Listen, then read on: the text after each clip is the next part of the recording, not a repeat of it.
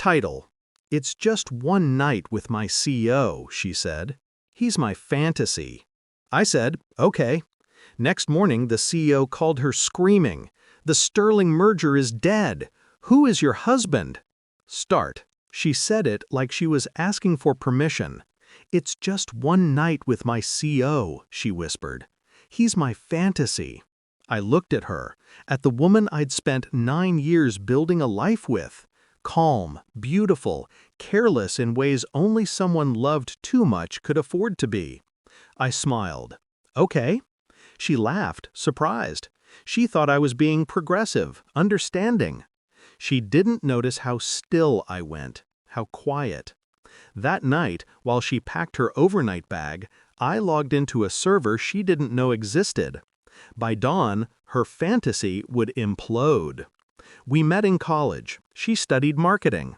I studied silence, data analysis, human behavior, the kind of patterns that tell you what people want before they know it themselves. She was warmth. I was precision. Together, we were balance, or so I thought. When we married, I built her a company, literally. She had the charm, I had the strategy. I handled the back end, the numbers, the automation systems. She handled clients and praise. It was fine, until she forgot whose mind kept the lights on. Lately, she'd been distant, her phone face down more often. Smiles delayed half a second too long. Still, I said nothing. Because the moment you name betrayal, you give it power. I preferred to take it quietly. The night before her business trip, I checked our shared tablet. She'd left her iCloud synced. Rookie mistake. There it was. A photo of her hotel reservation, room 418. Under her name and his. Graham Sterling. Sterling Industries. Billionaire CEO. The man negotiating a merger with her client. A merger worth $8 billion. I stared at his name until it blurred. My pulse didn't rise, my breathing didn't change. I just felt the switch flip. Love off, calculation on. I had 2 goals: ruin him and make her watch. Not emotionally, publicly, professionally, irrevocably. Sterling's empire was fragile, over-leveraged, dependent on the Sterling-Cavan merger, which relied on one key signature: mine. He didn't know I was the technical architect behind Cavan's algorithmic trading platform. I'd written it under a ghost company, Vandrin Analytics. On paper, I didn't exist. But in the system, every data key led to me. 3 nights before her trip, I duplicated the core files, encrypted everything with a timed kill switch. If the merger went through without my authorization, the platform would self-destruct. One night before her trip, I sent Sterling's compliance officer an anonymous message. Review Sterling's personal expenditures in the last quarter, particularly the expense marked Consulting Private. He would find the hotel receipts. He would ask questions. But the real move came at 3:47 a.m. while she slept beside me. I rerouted Sterling's communication line. Every email, every text mirrored to a secure server. When she told me the next morning she was off to a work dinner, I kissed her forehead and said, "Enjoy your night." She didn't notice I wasn't angry. That was her first mistake. They checked into the Ritz downtown, room 418, just as planned.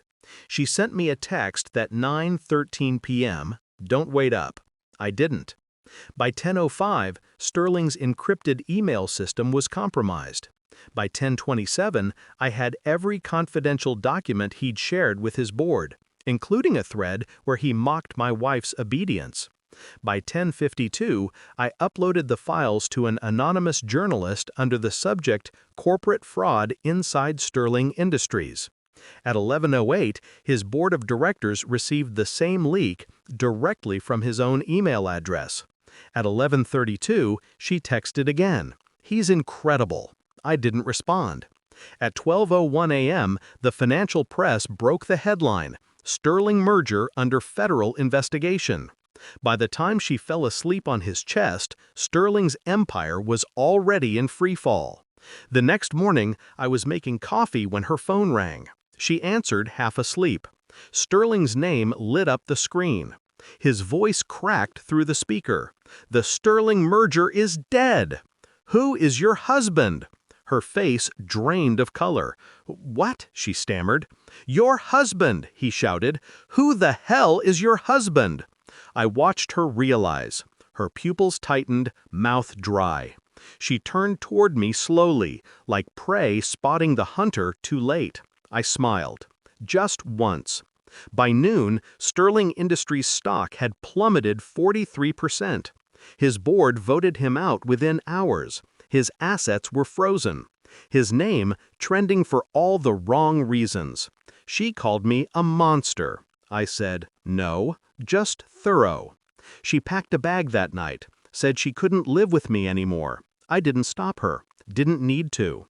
2 days later, the divorce papers arrived. I signed them in silence. She thought she'd won her freedom. But when the settlements came, she realized every business account, every luxury she thought she owned was registered under Vandrin Analytics. My company, my signature, my terms. She walked away with nothing but her name. The one thing I couldn't devalue. Sometimes I think about her laugh, about the night she said, "He's my fantasy." I wonder if she ever realized the fantasy was mutual, that Sterling dreamed of conquest, and I dreamed of his destruction. They both got what they wanted. He lost everything. She lost me. And I gained silence. Clean, sharp, satisfying silence. I sip my coffee now and watch the markets shift. Somewhere, Sterling's name is still being dragged through headlines. Somewhere, she's still explaining how her one night cost billions. Me, I just smile and whisper, okay.